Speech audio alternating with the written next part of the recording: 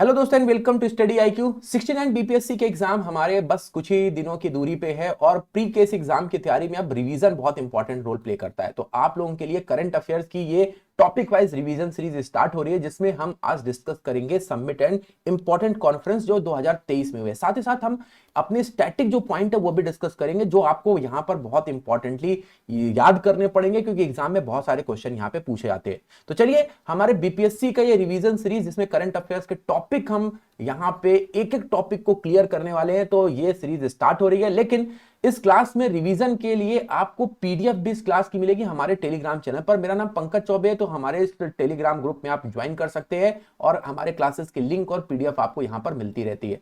अब दूसरा इंपॉर्टेंट चीज है, अगर आप हमारे फाउंडेशन बैच से जुड़ना चाहते हैं, क्योंकि ये बैच स्टेट पीसीएस को हमारे ध्यान में रख के बनाया गया है। बिहार, यूपी, उड़ीसा, असम, मध्य प्रदेश और राजस्थान के स्टूडेंट इस हमारे स्टेट पीसीएस के बैच में एनरोल कर सकते हैं। जैसे बीपीएससी की तैयारी के लिए आप इस हमारे बीपीएससी वाले बैच को ज्वाइन कर पाएंगे, जिसमें आपको लाइव क्लास तो मिलेगी, साथ ही साथ यहाँ पे मॉक टेस्ट मिलेंगे जो कि सब्जेक्टिव और हमारे बिल्कुल एमसीक्यूज दोनों के फॉर्म में होंगे। आपको यहाँ पर डाउट क्लियर करने के लिए एक मेंटर असाइन होंगे, जो कि आपको कॉल या मेल से संपर्क करेंगे। आपको यहाँ पे 7 बुक्स होंगी, आपके घर पर भेजी जाएंगी, जो आपके रिवीजन और आपके पढ़ने के लिए बहुत इंपॉर्टेंट होगी। साथ ही साथ आपको क्लास के नोट्स मिलेंगे, क्रक्स नोट्स की समरी मिलेगी, जो कि आपके वापस से रिवीजन के लिए इंपॉर्टेंट रहेगी। तो इस पूरे हमारे एक बोल सकते हैं कि one stop solution for state PCS exam के लिए बनाया गया बैच में एनरोल करने के लिए हमारे कूपन कोड का इस्तेमाल करिए, क्योंकि आपको डिस्काउंट दिलाएगा। मेरा नाम पंकज चौबे, तो पीसी एंड लाइव कोर्स है, तो पीसी लाइव आप कूपन कोड का इस्तेमाल कर सकते हैं। और ये बैच शुरू हो रहा है 15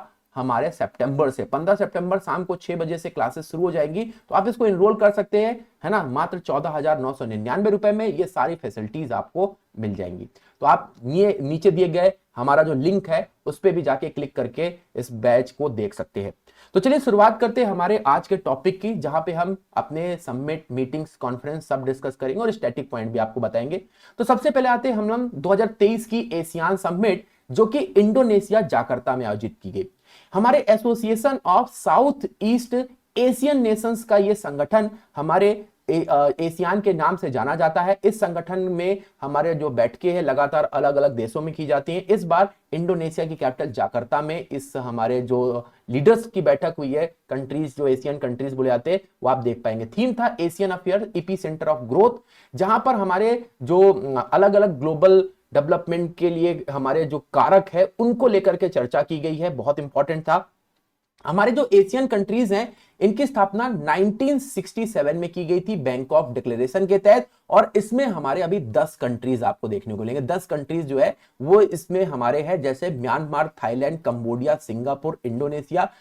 इंडोनेशिया में हेडक्वार्टर भी है। हेडक्वार्टर कहां पे एशियन कंट्रीज का? जाकर्ता में, जहां पर इस बार की मीटिंग भी हुई है।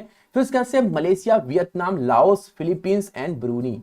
अगर हम यहां पे बात करेंगे, हमारे 10 कंट्रीज के बाद एक और कंट्री ऐड होना है, जिसका नाम है ईस्ट तिमूर। ईस्ट तिमूर भी हमारा इसमें ऐड होना है, जो कि हमारे लिए बन जाता है इंपॉर्टेंट। तो 2022 की जो हमारी बैठक है, मतलब पिछले साल यह बैठक कंबोडिया में आयोजित की गई थी, और इस बार यह बैठक 2023 की जाकर्ता में आयोजित की गई है। याद रखिएगा, यहीं पर इसका हेडक्वार्टर भी है और इस बार की बैठक भी यहीं पे हुई। 1967 में इसको बनाया गया था, यह भी हमारे लिए इंपॉर्टेंट है। 10 इसके अभी मेंबर कंट्रीज हैं, यह भी हमारे लिए इंपॉर्टेंट जाता है।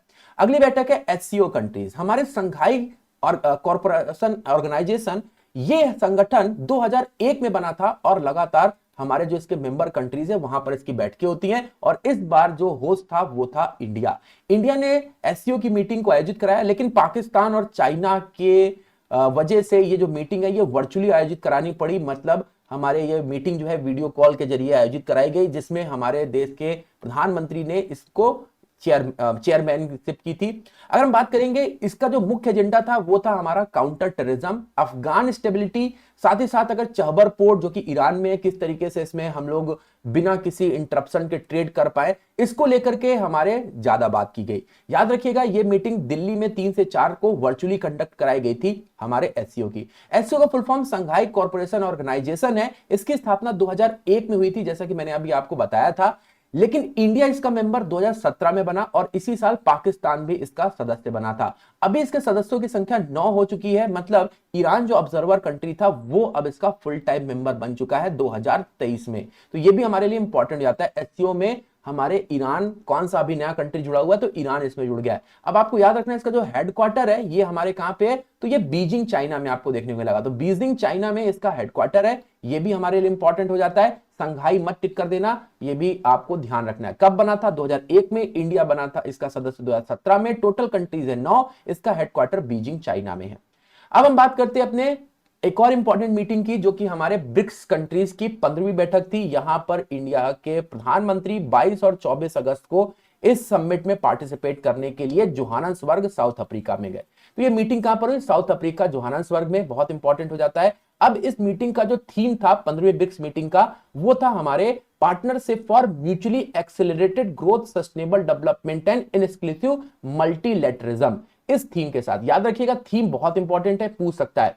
तो ये ब्रिक्स कंट्रीज का थीम था, जो जोहान्सबर्ग में हमारे ब्रिक्स कंट्रीज के लीडर्स के लिए बहुत इंपॉर्टेंट बैठक थी। अब अगर हम यहां पे बात करते तो ब्रिक्स कंट्रीज की स्थापना 2009 में हुई थी, बहुत इंपॉर्टेंट हो जाता है। और पहले ये जो हमारे कंट्रीज थे वो ब्रिक के नाम से जाने जाते थे, मतलब ब्राजील, रसिया, इंडिया और चाइना, और हमारे 2010 में इसमें साउथ अफ्रीका भी जुड़ गया। अब यहां पे एक इंपॉर्टेंट पॉइंट निकल के आता है कि इस बार ब्रिक्स कंट्रीज ने 6 नए कंट्रीज को यहां पर हमारे इसकी सदस्यता के लिए इंक्लूड कर दिया। उनमें कौन कौन से हैं? तो याद रखिएगा, सबसे पहले हम यहां पे बात करेंगे, ई मतलब इजिप्ट हो जाता है, ई मतलब इथोपिया। तो 2 ई है, इजिप्ट और इथोपिया। देन उसके बाद से अगर हम देखेंगे तो हमारा आता है सऊदी अरबिया, है ना, और अर्जेंटीना, सऊदी अरबिया और अर्जेंटीना। देन उसके बाद से यूएई हमारे आ जाते हैं और ईरान। ये हमारे 6 कंट्रीज 1 जनवरी सन 2024 से फुल टाइम मेंबर बन जाएंगे ब्रिक्स कंट्रीज के, मोस्ट इंपॉर्टेंट। तो अभी हमारे जो ब्रिक्स कंट्रीज के थे वो कितने मेंबर थे? तो आपके ब्राजील, रसिया, इंडिया, चाइना और साउथ अफ्रीका। अब ये 6 मेंबर और जुड़ गए, तो टोटल अब 11 मेंबर्स इसमें हो जाएंगे।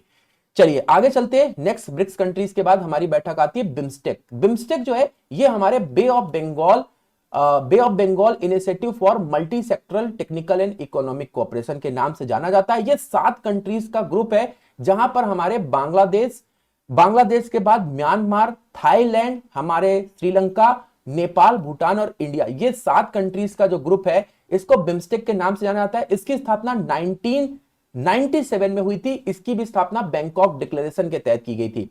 अगर हम बात करते हैं इसकी इस बार की जो मीटिंग है वो हमारे थाईलैंड में आयोजित की गई, थाईलैंड की कैपिटल बैंकॉक, जहां पर इसका स्थापना भी हुई थी। बैंकॉक में आप इसकी स्थापना देख पाए, मतलब इसकी 2023 की मीटिंग देख पाएंगे। दोस्तों इसका जो हेडक्वार्टर है बिम्स्टेक कंट्रीज का, ये बांग्लादेश की कैपिटल ढाका में देखने को मिलेगा। ढाका में ये हेडक्वार्टर है, जो कि आपको याद रखना है। मीटिंग बैंकॉक थाईलैंड में हुई थी। इसके एक दिन पहले बैंकॉक में हमारे 12वीं मेकॉन्ग, जो कि एक हमारी रिवर का नाम है, मेकॉन्ग गंगा कॉन्फ्रेंस का भी आयोजन हुआ था। और इन दोनों मीटिंग में, मतलब मेकॉन्ग गंगा कॉन्फ्रेंस और बिम्स्टेक, दोनों में हमारे देश के एस जयशंकर जो एक्सटर्नल अफेयर मिनिस्टर है उनने पार्टिसिपेट किया था। अब यहां पे आपको बताना चाहेंगे आरबीआई, जो कि मैंने आपको क्लास में भी बताया था करंट अफेयर्स की, आरबीआई का जो हमारा आरबीआई जो कि पीसीएस लेवल का एग्जाम होता है, आरबीआई ग्रेड बी का, उसमें पूछा गया था कि कौन से 2 कंट्रीज हमारे बिम्स्टेक और एशियान दोनों के सदस्य हैं। तो आप यहां पे म्यांमार और थाईलैंड को देख पाएंगे, जो बिम्स्टेक में भी हैं और हमारे एशियान कंट्रीज में है। तो ये एग्जाम में पूछा गया 2023 में। चलिए आगे चलते हैं। बिम्स्टेक की मीटिंग कहां हुई? बैंकॉक में, हेडक्वार्टर ढाका में। इसकी स्थापना 1997 में हुई थी। नेक्स्ट हमारे सामने आता है नाटो, बहुत इंपॉर्टेंट है नाटो। इसकी समिट लुथानिया की कैपिटल विलिनियस में हुई थी। ये लुथानिया एक ईस्टर्न अफ्रीकन कंट्री है, जिसकी कैपिटल विलिनियस में नाटो कंट्रीज की बैठक हुई थी। काफी इंपॉर्टेंट हो जाती है।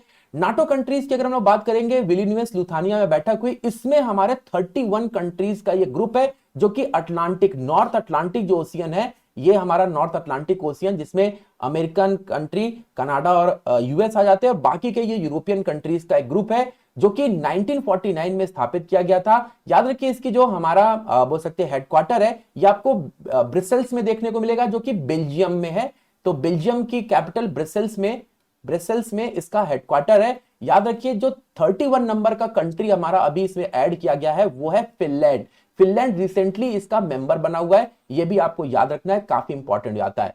फिनलैंड इसका अभी हाल में 2023 में मेंबर घोषित किया गया। स्वीडन ने यहां पर एप्लीकेशन दिया हुआ है, लेकिन अभी अप्रूव्ड नहीं हुई है। तो काफी महत्वपूर्ण है हमारे नाटो कंट्रीज, जिसकी स्थापना 1949 में हुई थी, ब्रसेल्स में हेडक्वार्टर, और इस बार की मीटिंग हमारे विल्नियस में हुई थी, जो कि लिथुआनिया की कैपिटल भी है। चलिए आगे चलते हैं। नेक्स्ट हमारी जो मीटिंग आ जाती है वो है हमारे Indian conference, Indian science congress. 108वीं जो इंडियन साइंस कांग्रेस है ये हमारे बहुत इंपॉर्टेंट थी, 3 से लेकर के 7 जनवरी के बीच में नागपुर में आयोजित की गई थी। तो नागपुर में ये इंडियन साइंस कॉन्फ्रेंस का आयोजन हुआ था। थीम था science and technology for sustainable development with woman empowerment. Theme भी याद रखना है, ठीक है। तो 108वीं हमारे इंडियन साइंस कॉन्फ्रेंस नागपुर में हुई थी, काफी इंपॉर्टेंट हो जाता है। अब हम यहां पर देखेंगे तो ये हमारे नरेंद्र मोदी जी के द्वारा इनॉग्रेट किया गया था। इस बार हमारे ट्राइबल साइंस जो कांग्रेस है उसको भी इंक्लूड किया गया था, और ट्राइबल एम्पावरमेंट इन वुमेन्स यहां पर देखने को मिला था। पहली बार ये जो हमारे साइंस ये जो कॉन्फ्रेंस है ये 1914 में आयोजित की गई थी। चलिए नेक्स्ट हम यहां पर देखते हैं 9th Indian international MSME expo. तो ये अभी हमारे हाल में 10 से लेकर के 12 अगस्त के बीच में हुई थी। ये कहां पर हुई थी? तो ये हमारे प्रगति मैदान दिल्ली में हुई थी। तो प्रगति मैदान जहां पर आपको भारत मंडपम देखने को मिलेगा, वही प्रगति मैदान में ये माइक्रो स्मॉल मीडियम इंटरप्राइजेस का जो नवा हमारे ट्रेड एंड एक्सपो फेयर है वो भी देखने को मिलेगा। बहुत इंपॉर्टेंट है, यहां पर अलग अलग हमारे जो माइक्रो स्मॉल मीडियम इंटरप्राइजेस है पार्टिसिपेट किए, इन्वेस्टर्स आए, और काफी ज्यादा यहां पर आप देखेंगे कि काफी ज्यादा यहां पर इन्वेस्टर्स ने रुचि दिखाई थी, हमारे एमएसएमई जो जितने भी हमारे एमएसएमई बिजनेसमैन है। चलिए आगे चलते हैं। नेक्स्ट क्वेश्चन हमारे सामने आता है 9th जो हमने इसको डिस्कस कर लिया। अगला क्वेश्चन है 9th Commonwealth parliamentary conference. 9th जो पार्लियामेंट्री हमारे रीजनल कॉन्फ्रेंस है इसका आयोजन उदयपुर में किया गया, और इसके जो हमारे अध्यक्ष थे वो थे हमारे ओम बिरला जी, जो कि हमारे स्पीकर भी हैं। तो 9th हमारे कॉमनवेल्थ पार्लियामेंट्री कॉन्फ्रेंस उदयपुर में आयोजित की गई, 21 से 22 अगस्त के बीच में हुई, और हमारे ओम प्रकाश बिरला जी इसके अध्यक्ष के तौर पर चुने गए। इसका मुख्य उद्देश्य या थीम अगर हम देखेंगे तो था enhancing the democracy and effective governance in the digital era. ये इसका थीम था, बहुत इंपॉर्टेंट है। यहां पर हमारे अलग अलग राज्यों के जो लेजिस्लेटिव हमारे असेंबली के हेड है या चेयरमैन है उनको यहां पर आमंत्रित किया गया था, जिससे कि एक डेमोक्रेसी को चलाने में जो लेजिस्लेचर हमारे होते हैं उसको किस तरीके से एक मंच पे लेके आया जाए, खासतौर पे इस डिजिटल एरा में। चलिए अगली हमारी जो कॉन्फ्रेंस है वो है ट्रेडिशनल मेडिसिन ग्लोबल समिट। तो ट्रेडिशनल मेडिसिन के ऊपर फोकस कर रही है इंडिया, और इसको लेकर के एक कॉन्फ्रेंस 17 से 18 अगस्त के बीच में गांधीनगर में आयोजित की गई, जो कि गुजरात की कैपिटल है। तो हमारे WHO वर्ल्ड हेल्थ ऑर्गेनाइजेशन ने ट्रेडिशनल मेडिसिन ग्लोबल समिट का आयोजन कराया गांधीनगर गुजरात में, और यहीं पर हमारे ट्रेडिशनल ग्लोबल जो कन्वेक्शन सेंटर है उसकी भी शुरुआत की जाएगी। ये बोला गया ये जामनगर में हमारा शुरू किया जाएगा। तो ग्लोबल मेडिसिन का जो ट्रेडिशनल सेंटर है या कन्वेक्शन सेंटर है ये जामनगर गुजरात में ओपन किया जा रहा है, जो कि हमारे इस बोल सकते हैं कि कॉन्फ्रेंस का मुख्य एजेंडा भी रहा। तो 17 से 18 अगस्त के बीच में ये गांधीनगर में हुई, और G20 के जो हमारे मेंबर्स हेल्थ मिनिस्टर थे वो भी इसमें पार्टिसिपेट किए। नेक्स्ट हमारे सामने आता है वर्ल्ड कॉफी समिट। तो 5वें नंबर की ये वर्ल्ड कॉफी समिट है, जो हाल में ही होने वाली है, अभी हुई नहीं है, होने वाली है। ये 25 से 28 सितंबर के बीच में होगी, लेकिन ये होगी हमारे कहां पर? बेंगलुरु में। तो ये बेंगलुरु में होने वाली है, काफी इंपॉर्टेंट है। तो पहली जो हमारी कॉन्फ्रेंस है ये ब्रिटेन ने कराई थी, और चौथे नंबर वाली जो कॉन्फ्रेंस है ये इथोपिया में हुई थी, है ना, इथोपिया में हुई थी। और अब ये कॉन्फ्रेंस कहां पर हो रही है? इंडिया की हमारी स्टार्टअप कैपिटल बेंगलुरु में होने वाली है, बहुत इंपॉर्टेंट जाती है हमारे लिए, ठीक है। तो 5वीं वर्ल्ड कॉफी कॉन्फ्रेंस बेंगलुरु में होने वाली है। Sustainability through the circular economy and regenerative agriculture, ये इसका थीम है। Sustainability through the circular economy and regenerative agriculture के थीम के साथ ये वर्ल्ड कॉफी कॉन्फ्रेंस का आयोजन किया जाएगा। नेक्स्ट हमारी आती है 11th meeting of the executive board of association of world election bodies. तो हमारे वर्ल्ड इलेक्शन बॉडीज मतलब जो हमारे रेगुलेटिंग बॉडी है जो इलेक्शन को कराते हैं अलग अलग देशों में, उनके ये चेयरमैन्स की बैठक है जिसके आयोजन की हम यहां पे बात कर रहे हैं। ये जो बैठक है ये हमारे देश के जो इलेक्शन कमिश्नर हैं, chief election commissioner Rajiv Kumar ने हमारे तरफ से पार्टिसिपेट किया था। और यहां पर ये जो बैठक है ये कोलंबिया में हमारे आयोजित की गई। कोलंबिया आप यहां पर देख पाएंगे, कैपिटल इसकी बगोटा है। तो काफी इंपॉर्टेंट हो जाता है ये बैठक, किस तरीके से हम लोग चुनाव में पारदर्शिता ला सके, हम लोग एक दूसरे के साथ जो अपने विचार है वो साझा कर पाए, इसको लेकर के ये बैठक की गई थी। तो काफी इंपॉर्टेंट हो जाती है ये बैठक। कोलंबिया एक साउथ अमेरिकन कंट्री है जहां पर इसका आयोजन किया गया। अब आते हैं थर्ड वर्ल्ड हिंदू कॉन्फ्रेंस। तो हिंदी कॉन्फ्रेंस अलग है और ये हिंदू कॉन्फ्रेंस है। तो ये आयोजन हमारे 24 से 26 नवंबर के बीच बैंकॉक में होना है, थाईलैंड में। तो बैंकॉक थाईलैंड में एक और हमारा आयोजन हो रहा है वर्ल्ड हिंदू कॉन्फ्रेंस, और इसमें मुख्य अतिथि के तौर पर योगी आदित्यनाथ को आमंत्रित किया गया है। चलिए इसके ऊपर हम लोग देखते हैं। तो ये हमारे जो सम्मेलन है जयस्य आयनतम धर्म, धर्म विजय का निवास, इस थीम के साथ ये द हिंदू कम्युनिटी के लिए ये हमारे कॉन्फ्रेंस का आयोजन किया जा रहा है। ये थर्ड हिंदू कॉन्फ्रेंस है जिसको थाईलैंड में आप आयोजित होते हुए देखेंगे। ग्लोबल हिंदू कम्युनिटी को यहां पर रिप्रेजेंट किया जा रहा है इस हमारी कॉन्फ्रेंस में। ठीक है, याद रखिएगा योगी आदित्यनाथ इसमें हमारे मुख्य अतिथि के तौर पे जाएंगे। नेक्स्ट है वर्ल्ड हेल्थ असेंबली। तो 76 वर्ल्ड हेल्थ असेंबली हमारे आयोजित की गई। यहां पर आप देखेंगे इंड टीबी, मतलब टीबी को ध्यान में केंद्रित करते हुए ये जो मीटिंग है ये हमारे आयोजित की गई है। ठीक है, तो हमारे वर्ल्ड हेल्थ असेंबली को हमारे नरेंद्र मोदी जी ने एड्रेस किया। नरेंद्र मोदी जी ने जिनेवा स्विट्जरलैंड में ये जो समिट हुई, जो कि WHO का हेडक्वार्टर भी है, यहां पर एड्रेस करते समय उन्होंने किस तरीके से लगभग 300 हमारे मिलियन कोविड के वैक्सीन के डोजेस किस तरीके से लोगों तक पहुंचाए, ये उन्होंने अपनी बात रखी। और ग्लोबल साउथ, मतलब जो हमारे बोल सकते हैं भूमध्य रेखा है उसके नीचे जो ग्लोबल साउथ, मतलब ये अभी विकासशील कंट्री बोले जाते हैं, है ना, डेवलपिंग कंट्री या अंडर डेवलप्ड कंट्रीज है, इनको किस तरीके से विश्व पटल पर लेके जाया जाए, ये यहां पर बात भी नरेंद्र मोदी जी ने रखी थी। तो ये 76वीं जो सेशन है ये WHO का वर्ल्ड हेल्थ काउंसिल का जिनेवा में हुआ और मोदी जी ने यहां पर एड्रेस किया था। काफी इंपॉर्टेंट हो जाता है।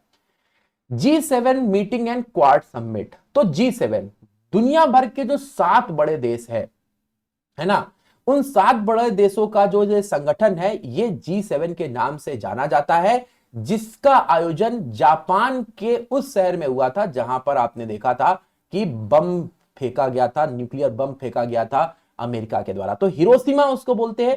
हिरोशिमा में हमारे G7 समिट का आयोजन हुआ और हमारे स्पेशल इन्विटेशन पर हमारे देश के प्रधानमंत्री इस समिट में पार्टिसिपेट करने गए थे।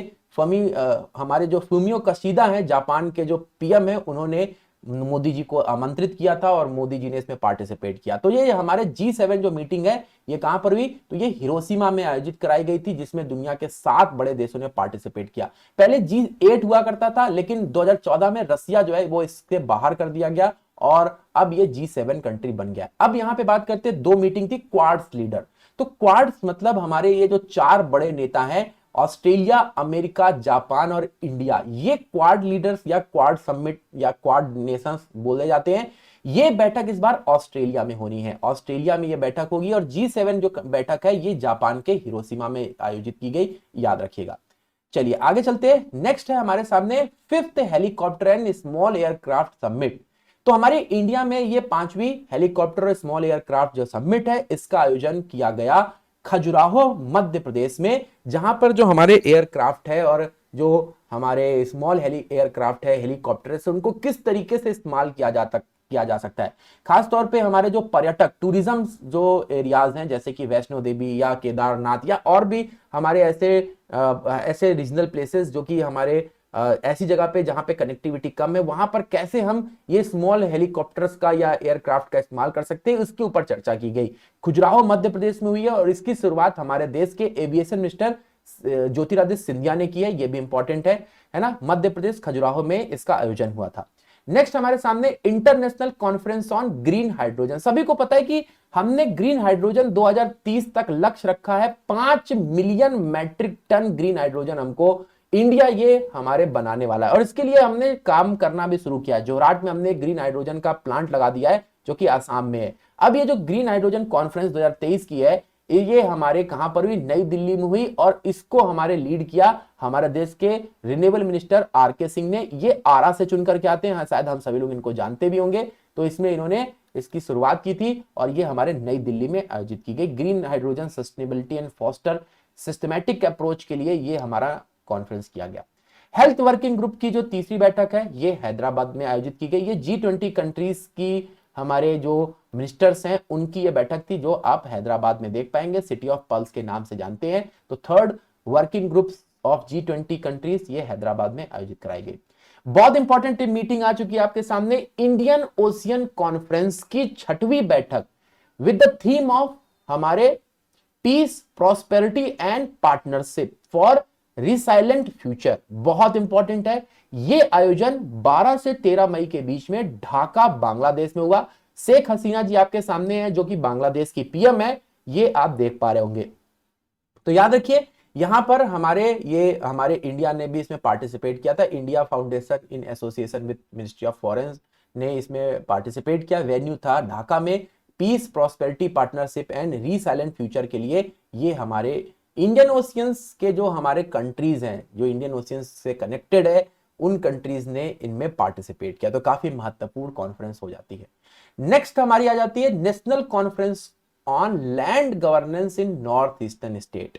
तो लैंड गवर्नेंस को लेकर के जो हमारे नॉर्थ ईस्टर्न स्टेट है, उनको वहां पर एक हमारी बैठक हुई, जो कि हमारे 7 सिस्टर स्टेट्स हैं, उनको लेकर के ये बैठक का आयोजन किया गया और काफी महत्वपूर्ण ये बैठक थी। ये बैठक हमारे गुवाहाटी में आयोजित की गई। गुवाहाटी में Lal Bahadur Shastri national academy of administration, ये हमारा जो गुवाहाटी में, वहां पर इसका आयोजन हुआ। मुख्य उद्देश्य था कि हम किस तरीके से जो नॉर्थ ईस्टर्न स्टेट है, वहां पर हमारे जो डिस्प्यूट है उसको रिजॉल्व करते हुए हमारे डिजिटलाइजेशन और मॉडर्नाइज तौर पर जो बाउंड्रीज हैं उनको क्लियर कर पाए। अगला है यहाँ पे global conference on the compressed biogas. तो भैया देखिए, हमारे यहाँ पर जो ट्रेडिशनल फ्यूल्स हैं, जो कि हमारे फॉसिल फ्यूल्स है, उस पर डिपेंडेंसी खत्म करना है। अभी हमने देखा कि ग्लोबल ग्रीन हाइड्रोजन बैठक, अब ये global conference on compressed biogas, जिसको CBG बोले, हमने इसको भी बजट में ही देखा था। 17 से 18 अप्रैल के बीच में नई दिल्ली में इसका आयोजन हुआ था। ठीक है, तो ये हमारे CBG की बैठक नई दिल्ली में हुई थी।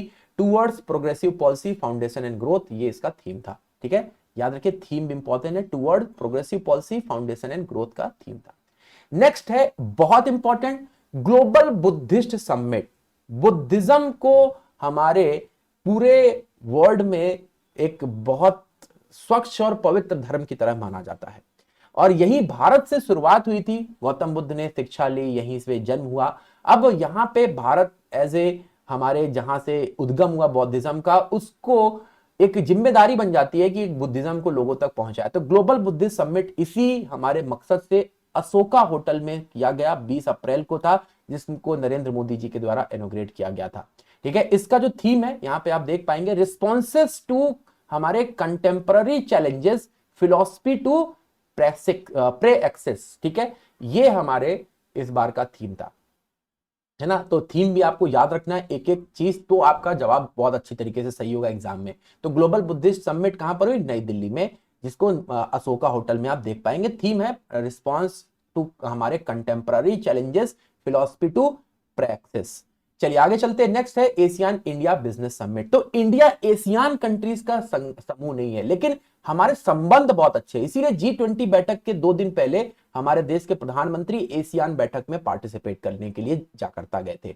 लेकिन ये जो बैठक है बिजनेस समिट कहां पर हुई? तो एशियन कंट्रीज और इंडिया के बीच में जो 5th बिजनेस समिट है, ये मलेशिया की कैपिटल कुआलालंपुर में हुई। कहां पर? मलेशिया की कैपिटल कुआलालंपुर में आपको देखने को मिलेगी। थीम है strengthening the moving forward Asian India economy, बहुत इंपॉर्टेंट है। नेक्स्ट हो जाता है United Nations 2023 water conference. Water conference बहुत इंपॉर्टेंट है। कहा जाता है कि तीसरा विश्व युद्ध, सब लोग सोच रहे हैं कि भाई हमारे बायोगैस को लेकर के होगा, हमारे न्यूक्लियर पावर प्लांट को लेकर होगा, लेकिन ये हमारी जो भविष्यवाणियां है, जो हो सकता है ये बहुत सारे लोग इसको किंवदंती बोले, जो तीसरा वर्ल्ड वॉर है ये पानी को लेकर के होगा। तो पानी का सही इस्तेमाल कैसे हो, पानी की क्वालिटी को कैसे मेंटेन किया जाए, इसको लेकर के यूएन ने वाटर कॉन्फ्रेंस का आयोजन किया और ये हुई न्यूयॉर्क में। न्यूयॉर्क से 22 से 24 मार्च के बीच में ये हमारे वाटर कॉन्फ्रेंस का आयोजन किया गया था। काफी महत्वपूर्ण हो जाता है। ये हमारा जो सस्टेनेबल डेवलपमेंट गोल है, जिसमें लोगों को पानी पहुंचाया जाए, हमारे पानी की शुद्धता के ऊपर ध्यान दिया जाए, है ना, इसको 2030 तक अचीव करना है और इसको लेकर के ये हमारे वाटर कॉन्फ्रेंस का आयोजन न्यूयॉर्क में हुआ। Our watershed movement uniting the world for water, ये थीम के साथ हमारे वाटर कॉन्फ्रेंस का आयोजन न्यूयॉर्क में हुआ। याद रखिए जो थीम आपको मैं बता रहा हूं, प्लीज इसको आपको एक बार अच्छे से रिवाइज करना पड़ेगा before your exam. One world one TB.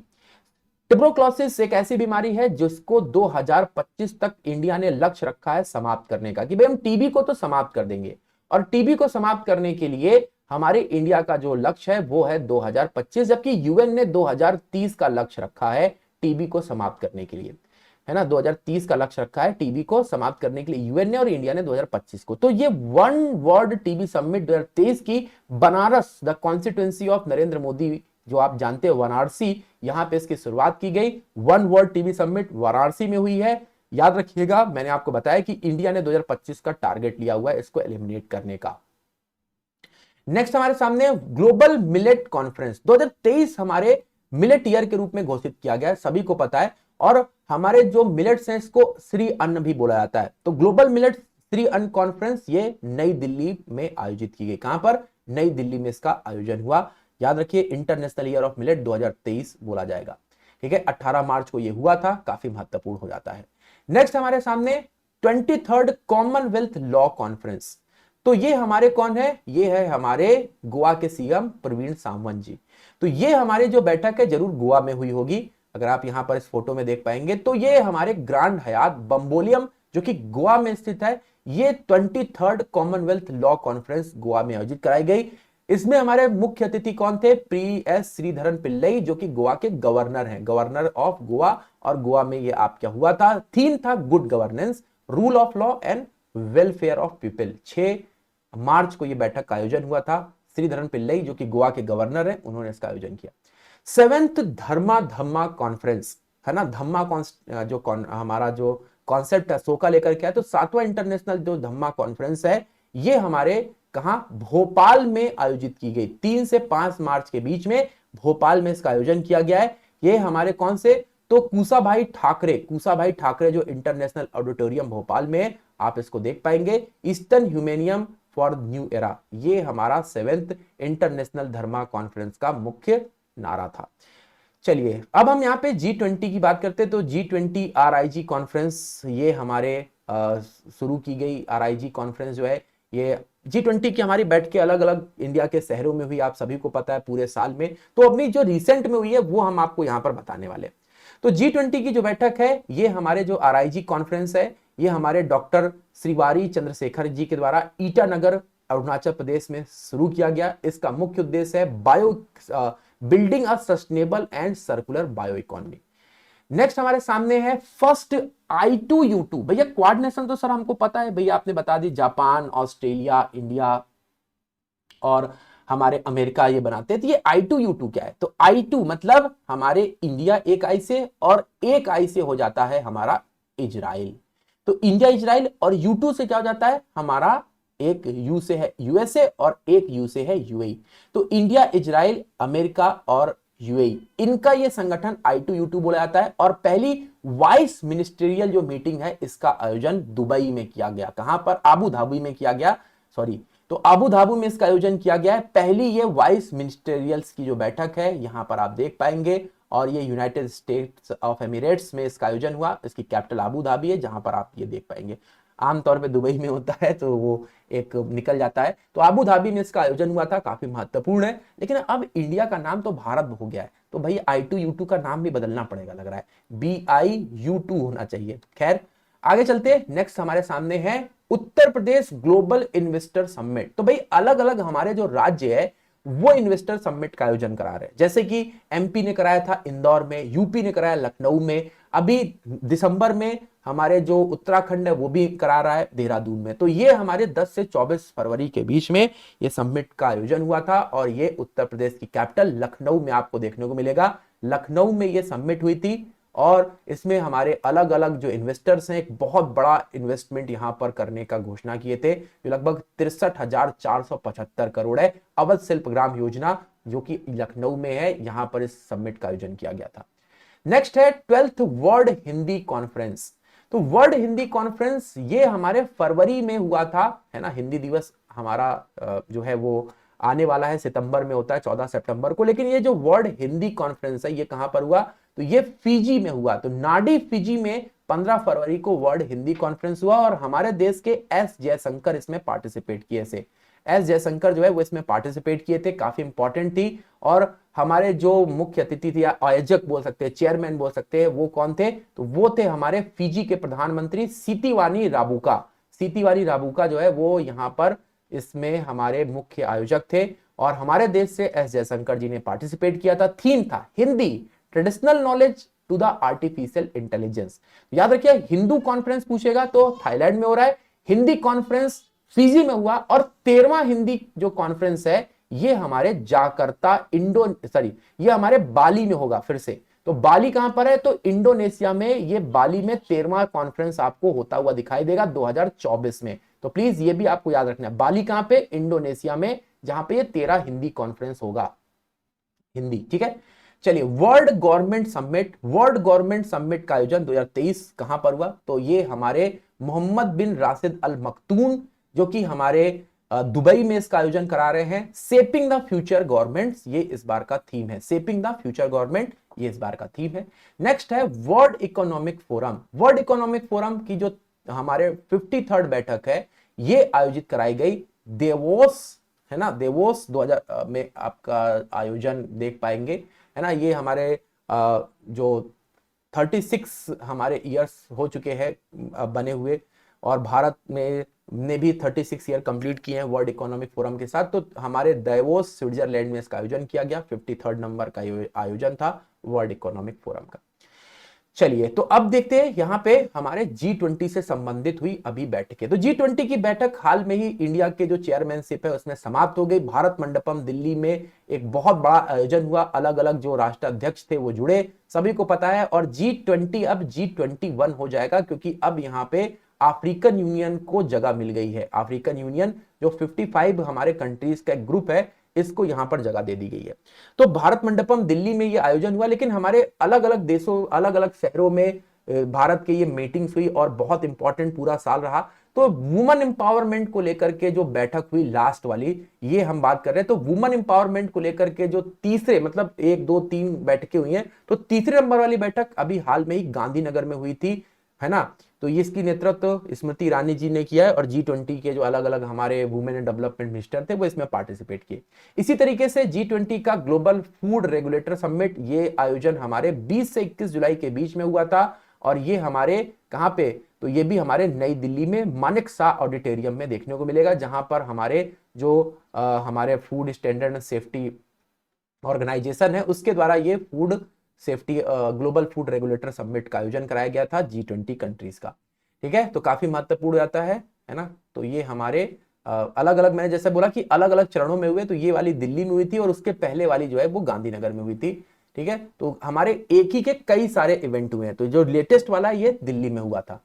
अगला यूथ 20। वैसे यूथ 20 का पहला बैठक हमारे कहा अहमदाबाद में हुई, लेकिन हम बात करेंगे लेटेस्ट बैठक की। तो लेटेस्ट वाली जो बैठक है यूथ 20 की, G20 कंट्रीज के जो यूथ लीडर है वो हमारे बनारस में मिले, जो कि अभी अगस्त के महीने में था, ठीक है। तो अगस्त के महीने में youth for global action, resilient, resourceful and responsible, ये थीम के साथ ये आयोजन किया गया था। हमारे देश के जो डिपार्टमेंट ऑफ यूथ अफेयर है वो अनुराग ठाकुर जी के पास है, जो इसमें पार्टिसिपेट भी किए। तो लेटेस्ट वाला आपसे पूछ सकता है वाराणसी। अगली G20 की है हमारे बिजनेस 20। बिजनेस 20 हमारे responsible, accelerate, innovative, sustainable and equitable business, ये बिजनेस को लेकर के G20 कंट्रीज की बैठक थी, जो कि हमारे मुंबई में आयोजित की गई रिसेंटली वाली। और आपको यहां पर, हाँ, ये हमारे जो रिसेंट वाली है 25 से 27 अगस्त में दिल्ली में आयोजित की गई है। हमारे जो दूसरी वाली है वो मुंबई में हुई थी, तो हमको लेटेस्ट वाली याद रखनी है, तो ये नई दिल्ली में आयोजित की गई है, ठीक है। नेक्स्ट हमारे G20 की बैठक है शेरपा। तो हमारे G20 के जो हमारे इंडिया के शेरपा थे वो हैं अमिताभ कांत। अमिताभ कांत को हमारे G20 के शेरपा बनाया गया था और ये हमारे नीति आयोग के पूर्व CEO भी रह चुके हैं। तो आपसे क्वेश्चन पूछा जा सकता है G20 के इंडिया के शेरपा कौन थे, तो ये बीच में कौन है, अमिताभ कांत। तो इनको लेकर के जो बैठक है वो हमारे हम्पी कर्नाटका में हुई। सबसे पहले वाली देखेंगे तो उदयपुर में हुई थी, तो लेटेस्ट वाली याद रखना है हम्पी कर्नाटका में हुई। नेक्स्ट है लेबर इंगेजमेंट समिट। ये दोस्तों हमारे लिए बड़ी इंपॉर्टेंट है, क्योंकि बीपीएससी के एग्जाम में हमारे बिहार का जो क्वेश्चन है वो इंपॉर्टेंट रहेगा हमेशा। तो जैसे कि मैं यूपी पीसीएस की बता दूं, उसमें पूछा गया था कौन सा यूपी का शहर है जहां पे सबमिट नहीं हुई। तो जो हमारे लेबर एंगेजमेंट सबमिट है ये पटना में आयोजित की गई थी, है ना, पटना में इसका आयोजन हुआ था। और इसमें हमारे लेबर को किस तरीके से स्किल्ड किया जाए, उनके ग्रोथ और इनकम को कैसे डेवलप किया जाए, ये इसका मुख्य उद्देश्य रखा गया था। One earth one health, 6th edition of one health जो आयोजन है ये हमारे नई दिल्ली में आयोजित किया गया। इसमें जो हमारे वीडियो कॉन्फ्रेंसिंग के जरिए West Asia, SAARC, Asian, African regions के जो कंट्री हैं उनको भी जोड़ा गया था। तो दोस्तों ये थे हमारे इंपॉर्टेंट सबमिट। आई होप आप लोगों ने बहुत कुछ सीखा होगा, क्लास में बहुत कुछ सीखने के लिए था। और मुझे लगता है कि हमारा एक क्वेश्चन जो यहां से आएगा, आप बहुत या एक क्या हो सकता है कि दो भी क्वेश्चन आए, वो आप इसको बहुत आसानी से पिक कर सकते हैं। साथ ही साथ जो करंट से तो क्वेश्चन बनेगा ही, आपको यहां पर स्टैटिक से जो भी मैंने पॉइंट बताए हैं वो भी यहां पर आपको देखने को मिलेंगे जो आपके एग्जाम में पूछे जाएंगे। लेकिन अगर आप तैयारी कर रहे हो अपने एग्जाम्स की और आप मेंस और प्री दोनों की तैयारी करना चाहते हो, बिहार, यूपी, उड़ीसा, असम, मध्य प्रदेश, राजस्थान स्टेट्स के लिए स्टडी आईक्यू अपने एक्सपीरियंस और अपने कंटेंट के साथ लेकर के आया foundation batch. PC live coupon code का इस्तेमाल करके आप हमसे जुड़ सकते हैं। मात्र 14,999 रुपए का यह बैच है जिसकी क्लासेस 15 सितंबर से शुरू हो रही हैं। तो मिलते हैं अपनी लाइव क्लासेस में। यह बैच हमारे लिए तो बहुत इंपॉर्टेंट है क्योंकि आपको यहां पे बहुत कुछ दिया जा रहा है। लाइव क्लासेस तो मिल ही रही है, मॉक टेस्ट भी मिल रहे हैं, आपको 1-to-1 मेंटोर भी मिल रहा है, साथ ही साथ बुक्स भी घर पे भेज जाए। तो कंप्लीट पैकेज है, जाइए जल्दी से ज्वाइन करिए और 15 सितंबर पहला क्लास शुरू हो रहा है, शाम को 6 बजे से अटेंड करिए। ठीक है, तो मिलते हैं अपनी लाइव क्लासेस में। अगर आपको इस क्लास की पीडीएफ और हमारे क्लासेस के लिंक चाहिए तो आप हमारे इस टेलीग्राम चैनल को सर्च करके जुड़ सकते हैं। और आज की क्लास में जुड़ने के लिए बहुत बहुत धन्यवाद।